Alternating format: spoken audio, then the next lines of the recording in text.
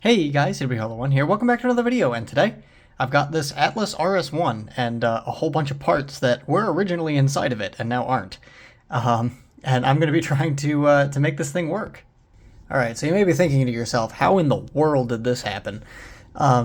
This originally belonged to one of my friends up here in the train club I'm a part of, and it's either the sounds failed or the motor failed. I can't remember which. And the guy who had it decided to tear it apart and try to fix it.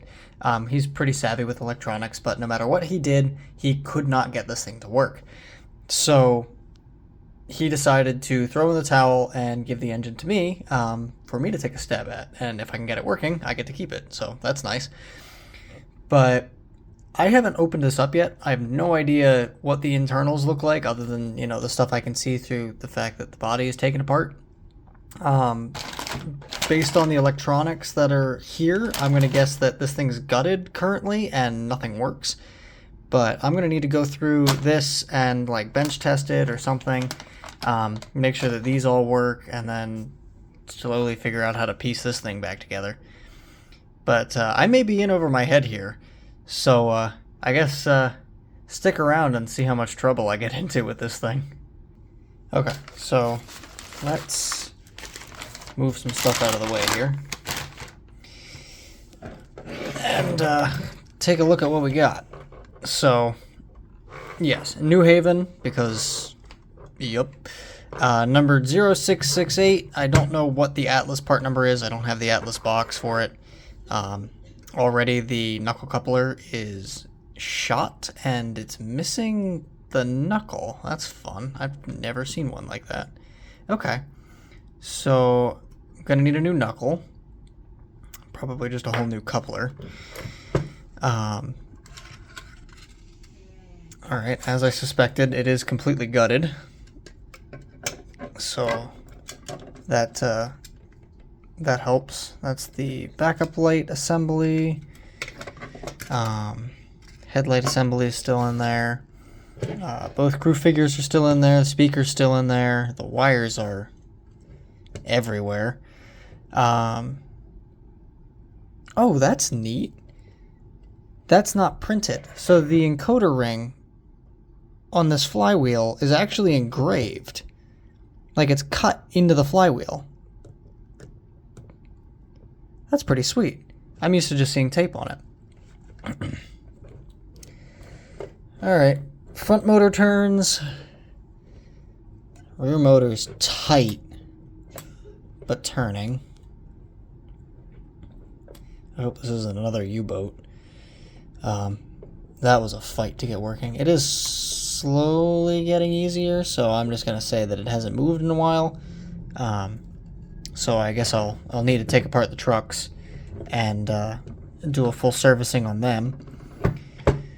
So yeah, I guess I'll just start with the easy stuff and just verify that these motors function. I'll just use a 9-volt battery. Test the speaker, make sure the speaker works, and then I'll go through the drive line and just make sure that the trucks aren't seized up. And then we'll start playing around with those electronics. So I've decided I'm just going to start from scratch. I cut all the wires free, as you can see. I tried desoldering them, but that was a pain in the neck, so I just cut them. So I've got my rear motor leads, my front motor leads, I've got my speaker down here, my front and rear electrocouplers, and the run program switch down here, as well as my center rail and outer rail ground. So first things first, I got a 9-volt. Let's test these motors. I'm going to keep them in the trucks for right now. If they don't turn on 9 volts, I'll disconnect them. But yeah, let me strip these leads and see if these motors turn. Alright, I've got it up on some spool of wire that's for another project. And let's see. It wants to. These are DC motors, so they should just work. However, this one, it wants to. It just might not be enough power for it.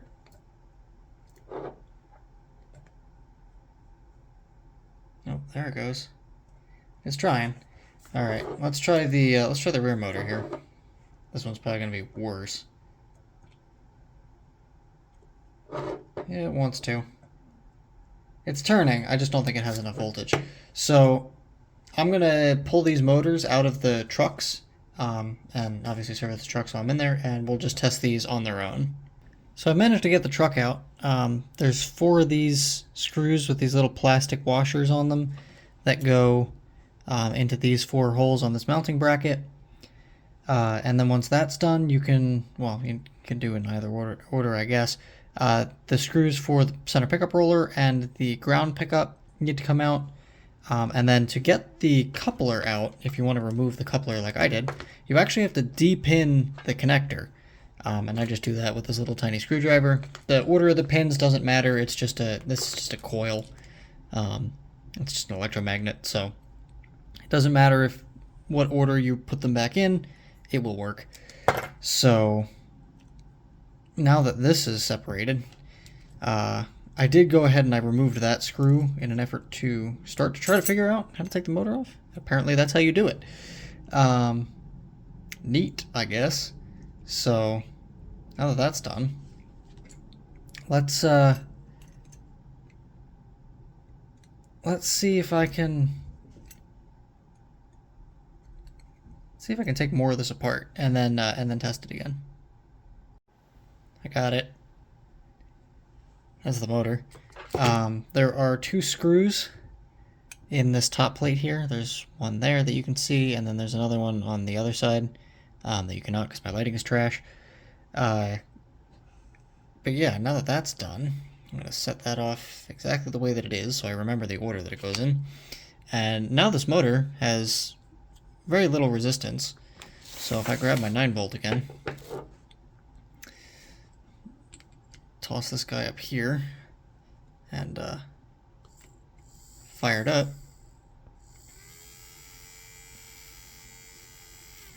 Sounds a little worse for wear, but you know, it spins, and that's what matters. So now I can go through and I can service the whole truck and put this all together before I take apart the rear one, because if I take apart the rear one and I don't get this one all back together first, I'm gonna mix and match parts, and I don't think it'll matter, but I'd rather just do it this way. So anyway, there you go. So I find this kind of amusing. This is the truck frame. I'm just taking it apart.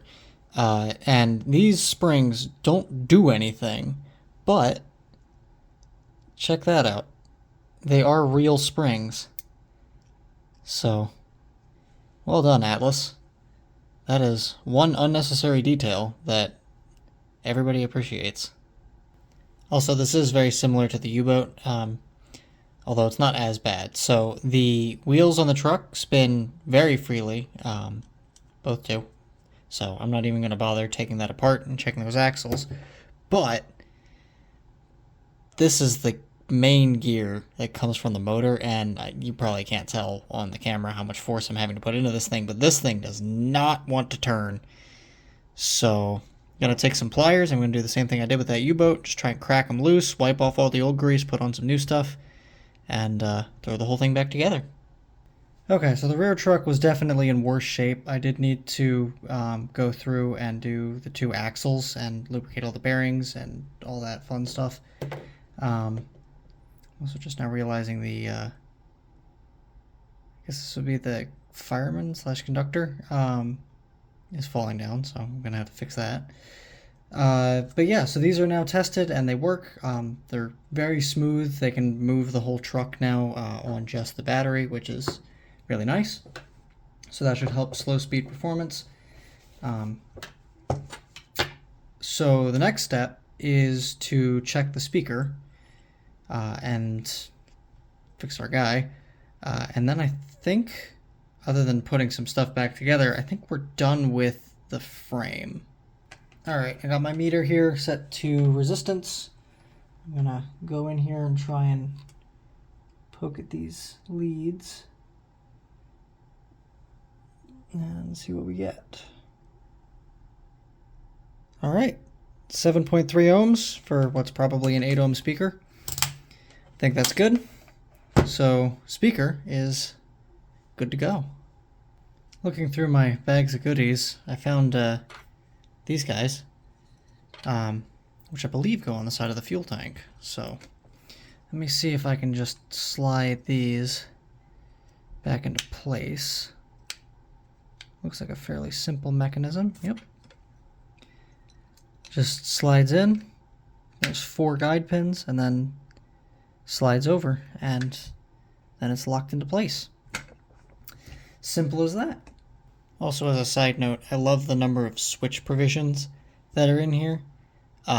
No idea why, but they're there. Alright, next up is to look through this bag here. So, right off the bat, see we got wiring diagrams, or pinouts. That's good. There's a smoke unit. Oh boy. Also, I love the fact that it's in an anti-static bag. That's awesome. Okay. So here's the antenna. I know that. Smoke unit, I would assume this is a regulator or controller for the smoke unit.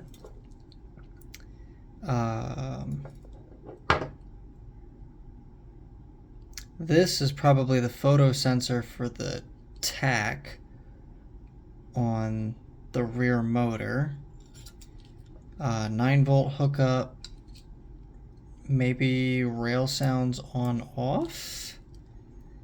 And smoke unit on off. One of the 2 of those. Does look like I've got my rail sounds card, I've got my rail sounds power board, and my R2LC on here, so that's all good. Rectifier is still there. Yeah, it doesn't look like this has been plucked for parts. It does have a label for the speaker, that's nice. And I'm gonna guess that this guy and this guy on the far ends are the couplers, just because they have capacitors on them.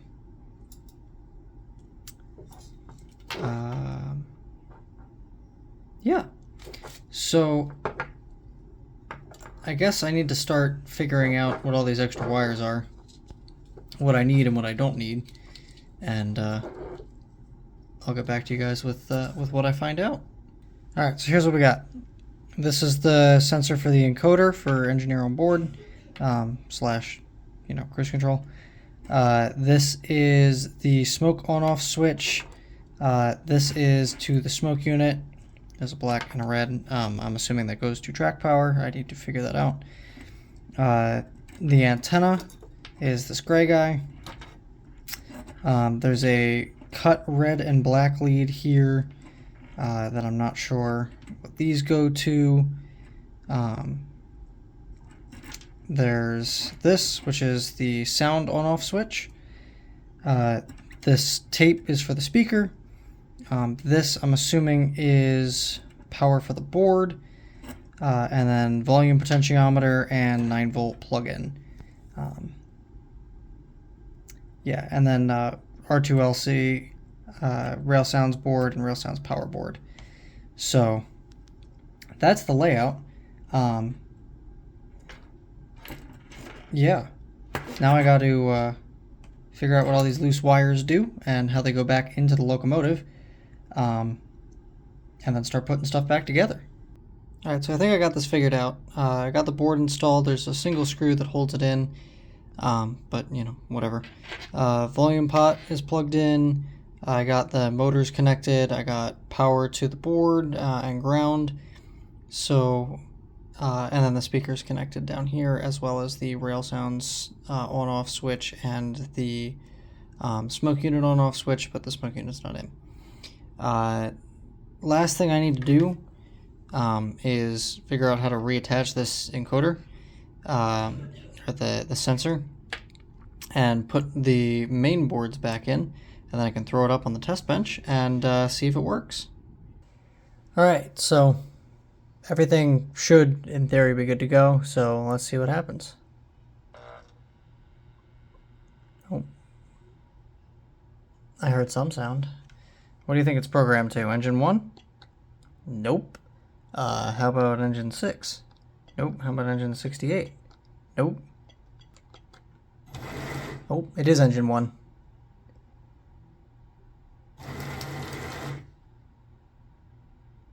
There's some crazy arcing going on in that front truck.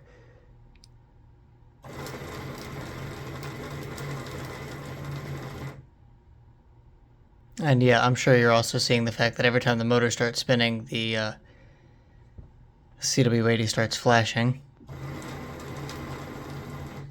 Let's try changing direction.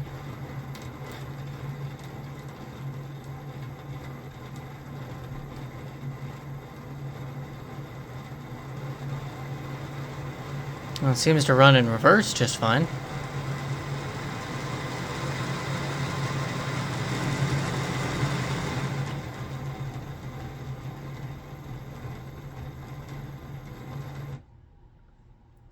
Okay, let's try it forward again.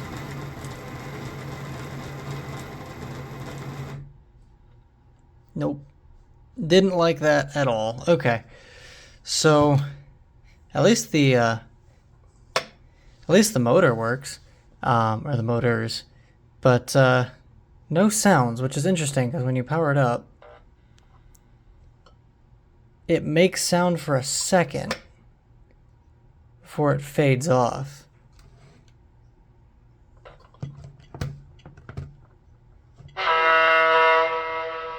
Oh.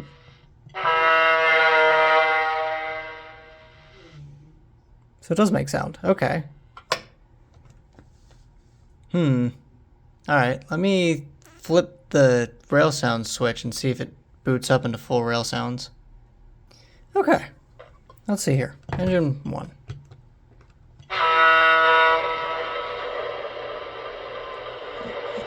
Well, there you go.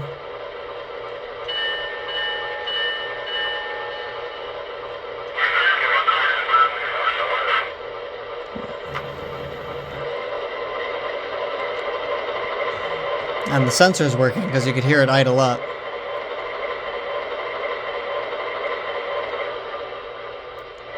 So reset it, throw it in reverse.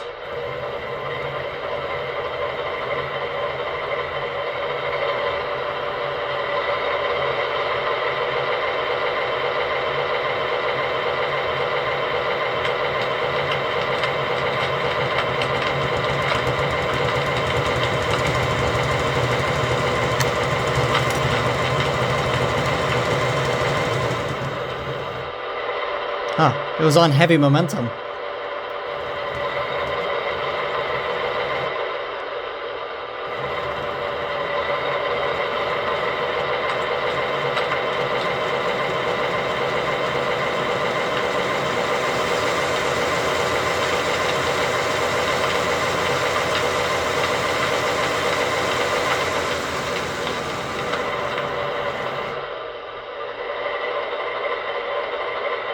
Something doesn't sound right. It sounds like one of the trucks is like, something's like popping or clicking.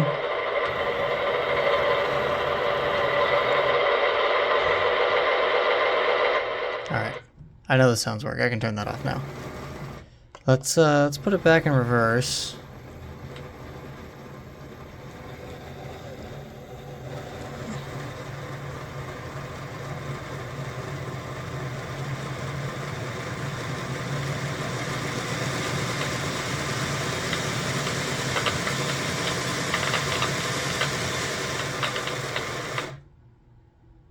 Yeah, I'm not sure if you can hear that. It almost sounds like the speaker is like crackling at higher speeds.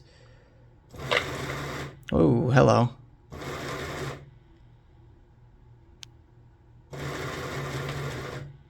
Yeah, it's interesting. It's almost like when I apply, or when I give it speed and I give it voltage to the motor, the speaker increases in volume too. It buzzes slightly louder when it starts moving.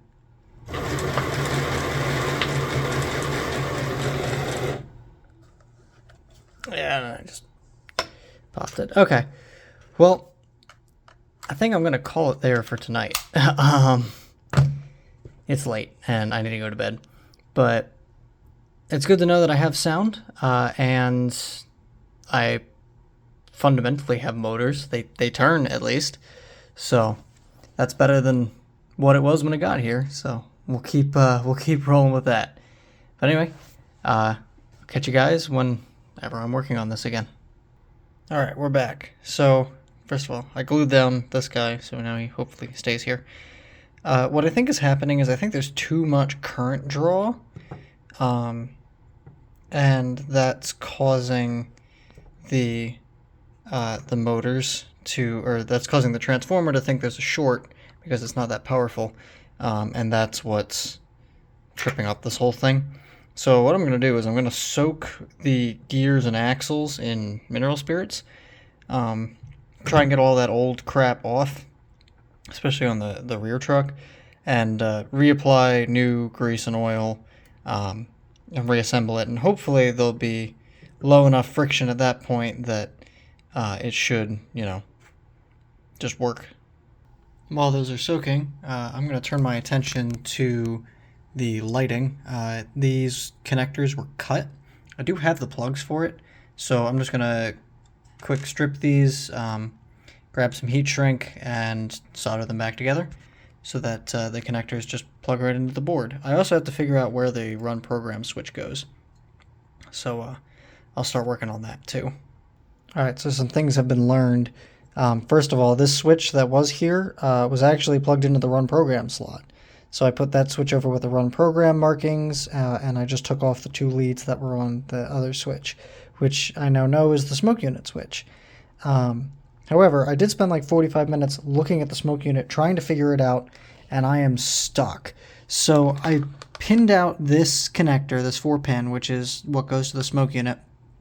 And as far as I can tell, the top is nothing. The second one down is chuff input from the rail sounds board. The third one down is chuff signal from the R2LC.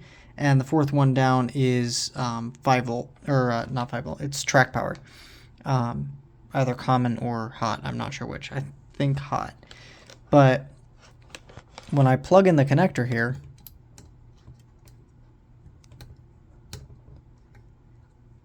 it goes into the top 2. It goes into the one that, as far as I can tell, can't go anywhere, and it goes into chuff signal. And the chuff signal runs back into the control board.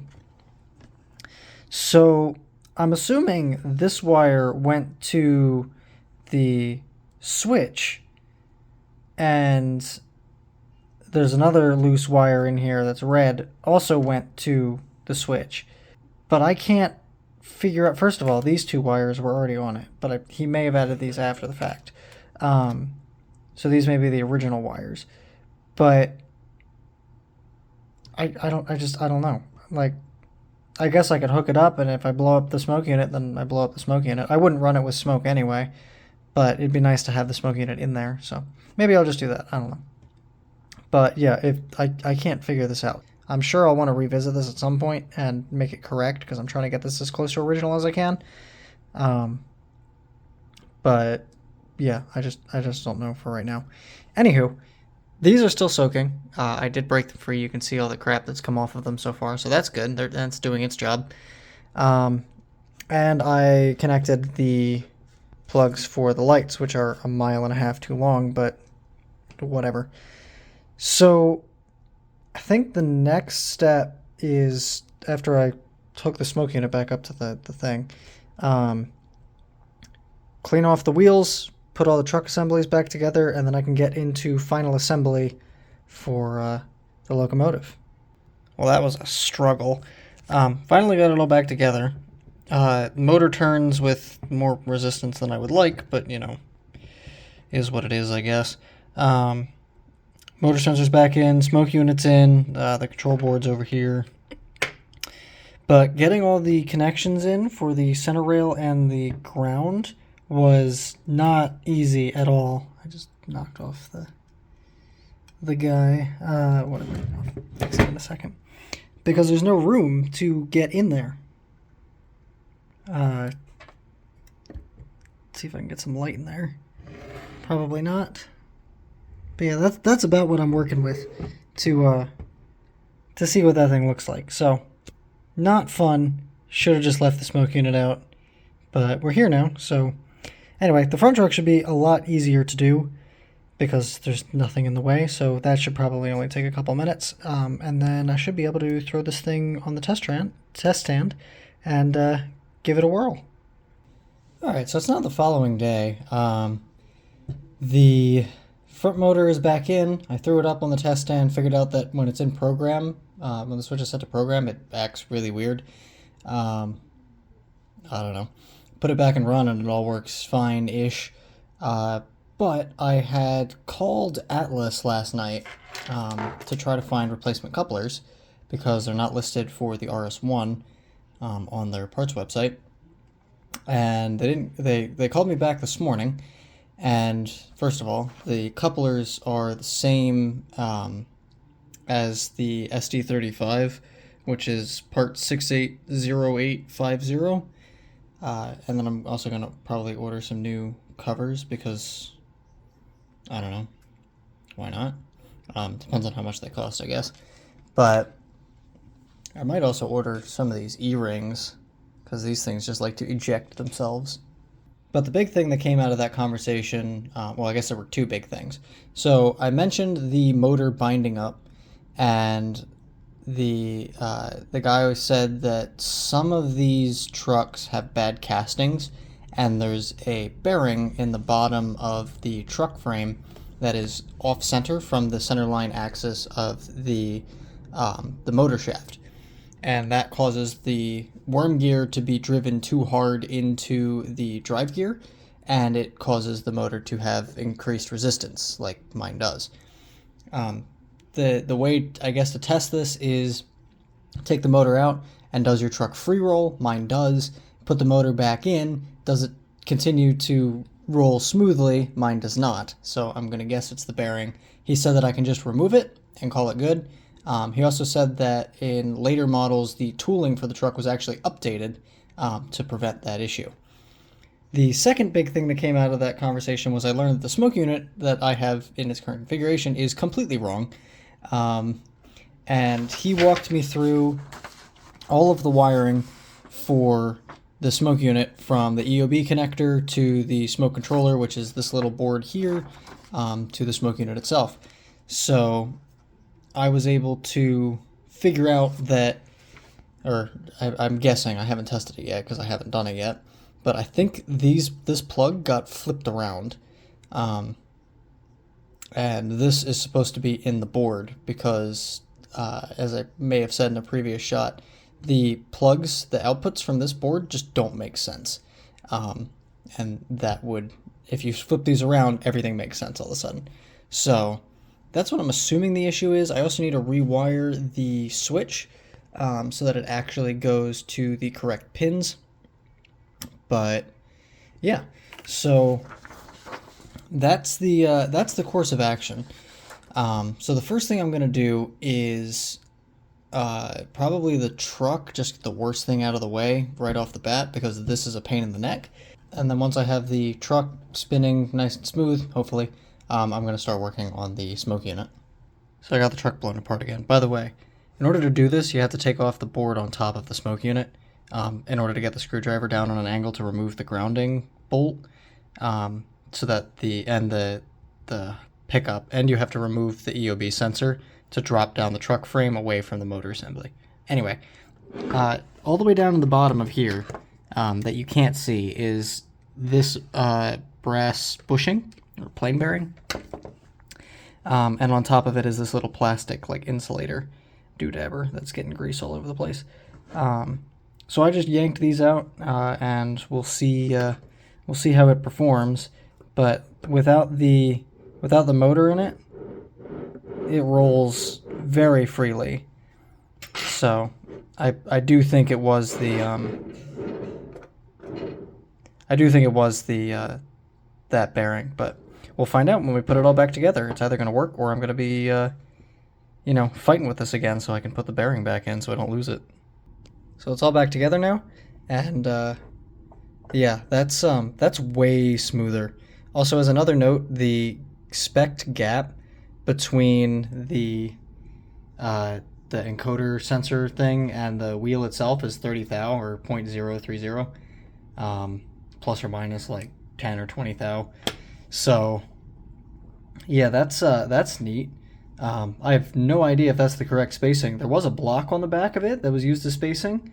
No idea where that went, but I guess for right now I'm just going to try to get it as close as I can by just letting it sit there, and then maybe I'll come back and figure out some way of fastening it to prevent it from moving further away.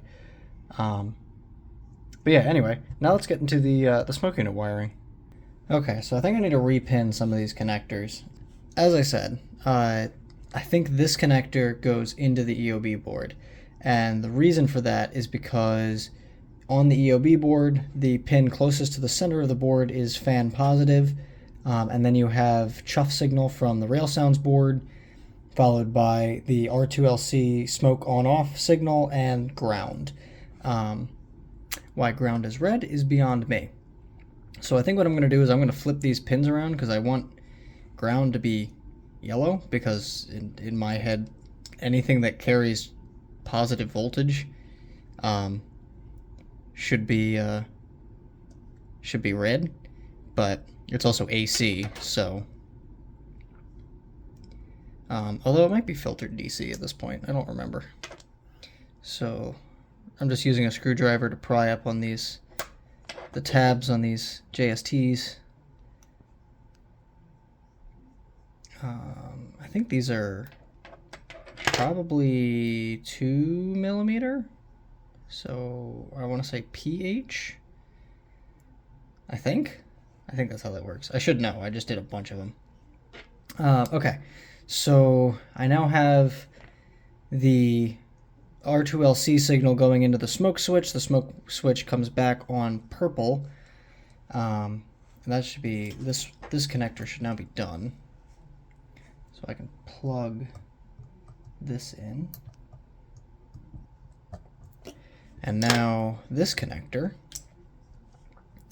The two pins furthest from the board, or furthest from the 2-pin connector, are apparently unused features. I don't know what those unused features were supposed to be, but that's what they are. So purple is our switched R2LC input signal, which is, in this case, pin 3, I think is what the molding says. Yeah, pin 3, and then our yellow, I'm just going to pull around here and make it a little bit neater, is our ground. Now that the wiring is theoretically fixed, let's throw my R2LC back on, fire it up, and see what happens. Let's see if we blow something up.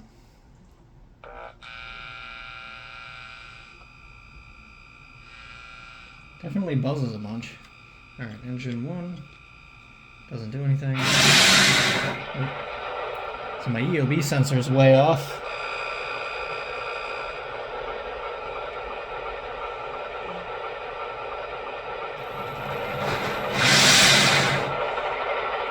Yeah, so that's why that spec matters. So this board needs to be closer to the flywheel in order for it to engage correctly.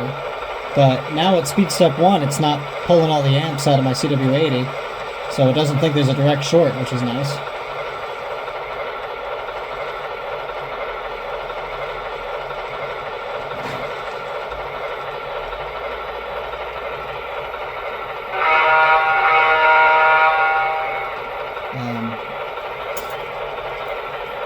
I do not see the smoke uniting,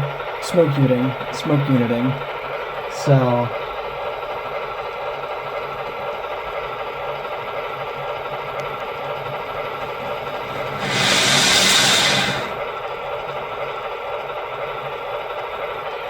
there's that EOB sensor again. Alright. Let me mute this. I'm going to take my multimeter to it. I'm going to see what we got for voltages at the various areas. So upon further inspection, I think I pinned this backwards. I just rechecked my work. and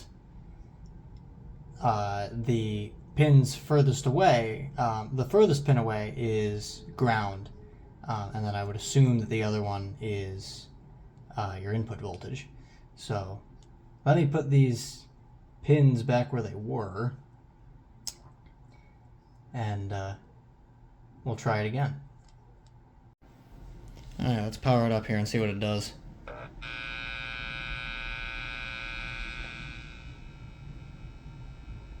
Nothing. Okay, let me hit 9. Oh. Alright, the smoke unit fan's going. And I think I start to see smoke. Oh yeah.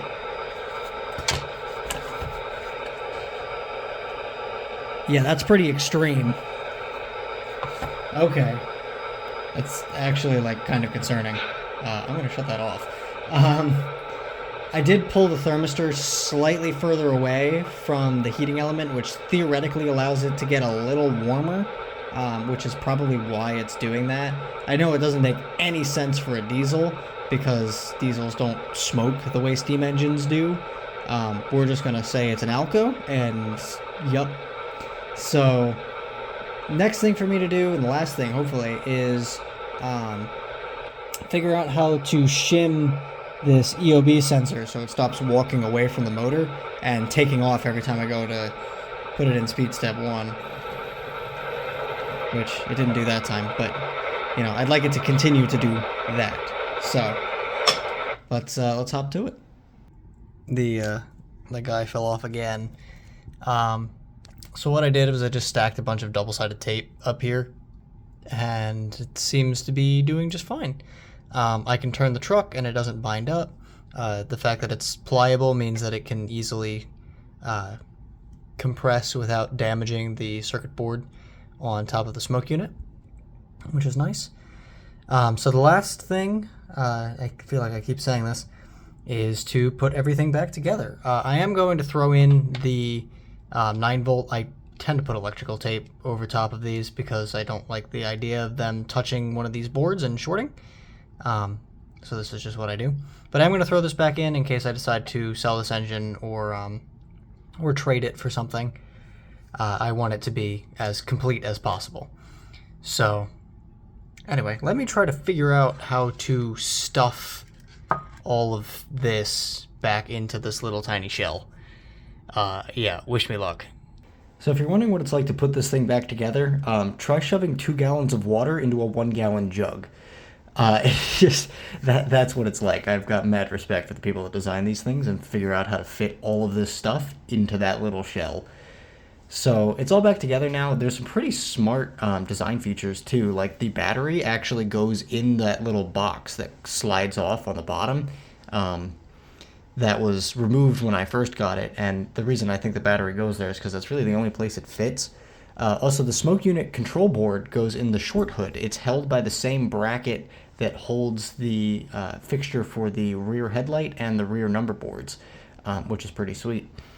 The smoke unit is shoved right into the middle of the cab, which is kind of neat, and the only reason you can't see it is because there's black blocking plates. I did try several times to put this guy back in on this side of the locomotive, and despite all of my efforts, I cannot get him to stay, and I don't know why, so he's just gonna stay here for right now.